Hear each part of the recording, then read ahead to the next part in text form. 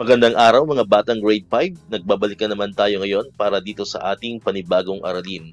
Sa video na to ay tuturo ko sa inyo kung paano ba tayo makakagawa ng isang simpleng layout sa Microsoft Publisher. Ito ay aralin natin sa EPP ICT Quarter 1, Week 3, Day 3. Pero bago natin simulan ang talakayan, kung di ka pa nakakapag-subscribe sa ating YouTube channel, click mo na ang subscribe button dyan para always kang makakapanood ng mga videos na ginagawa natin dito sa EPP ICT. Ayan, so nabanggit ko na nga kanina, ang ituturo ko sa inyo ngayon ay kung paano ba tayo makakagawa ng simpleng layout katulad ng mga brochure, ng mga newsletter, ng mga flyers sa Microsoft Publisher.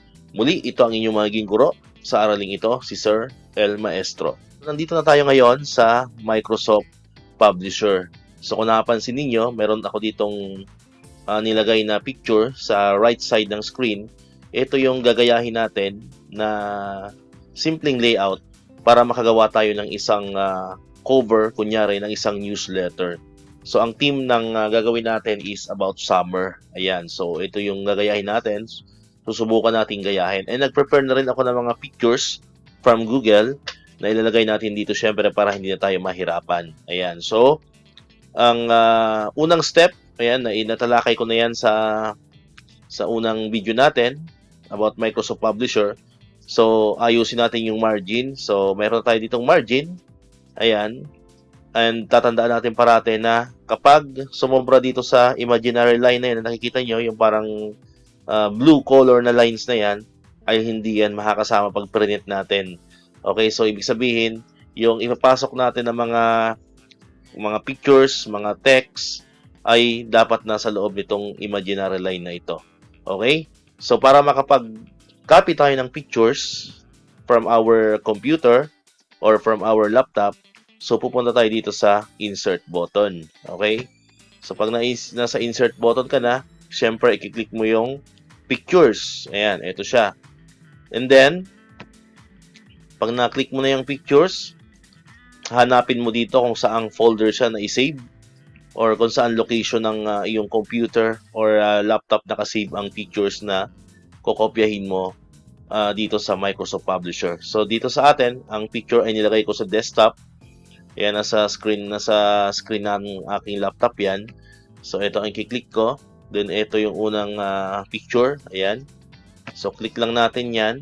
Then click natin yung insert. Okay, so pag andyan na yung picture natin, pwede natin siyang i-resize sa gusto nating size.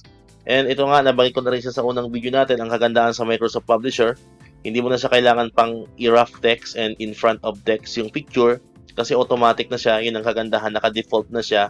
So, all you have to do is resize mo lang siya or dalhin mo siya kung saang part ng page gusto mo siyang dalhin. Okay, so mas mabilis. So, i-resize natin siya. Ayan. Ayusin lang natin yung size. Ayan, adjust natin dito sa may bandang left side. Okay. Ayan, so pag sa tingin mo okay na yan, then i-copy paste natin tong isang picture sa ilalim. Ayan.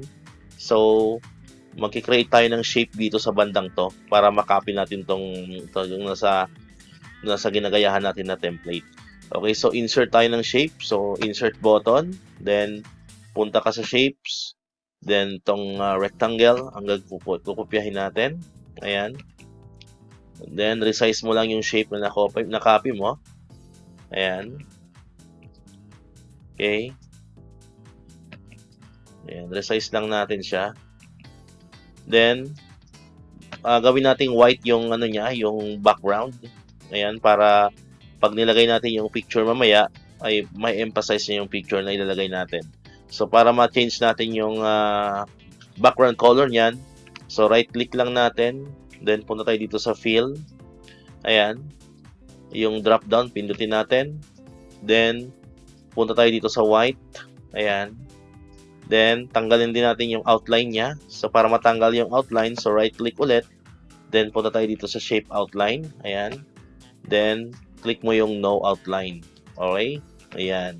So, ito na. So, meron na tayo ditong rectangular na shape with white background. So, ang gagawin naman natin na yun ay kopyahin natin yung isang picture pa na naisave na rin natin sa ating laptop or computer.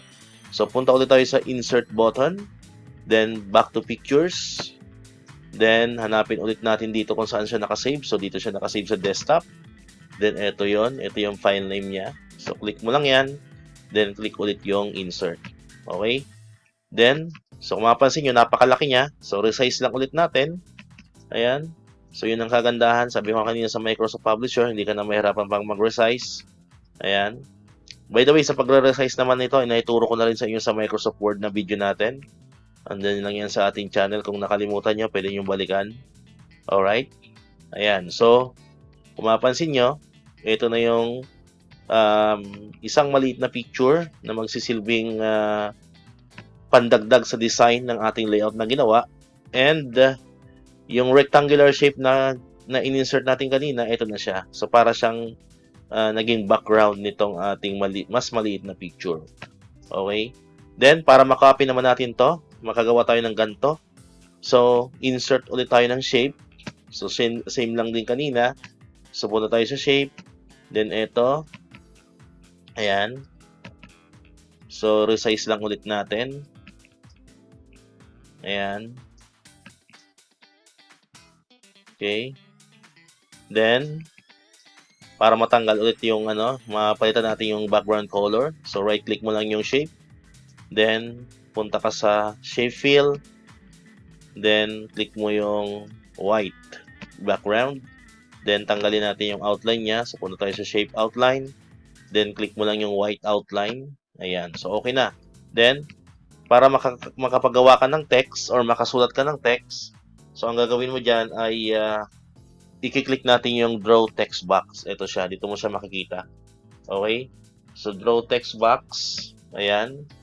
So, pag lumabas na yung parang cross na sign, ayan, nakikita nyo. Parang cross na sign na yung mouse natin. So, pwede mo na siyang i-drag. Long press mo lang yung left mouse. Ayan. So, makikita mo naman kung pwede ka nang mag-type ng text. Kasi, nakakita mo naman dyan nagbi-blink. Ibig sabihin yan yung mouse mo. Then, meron siyang imaginary line dito. Okay? Ibig sabihin, pwede ka na makatype sa loob niyan. So, meron ako ditong kinaping quotes about summer. So, encode lang natin. So, cause a little bit of summer is what the whole year is all about by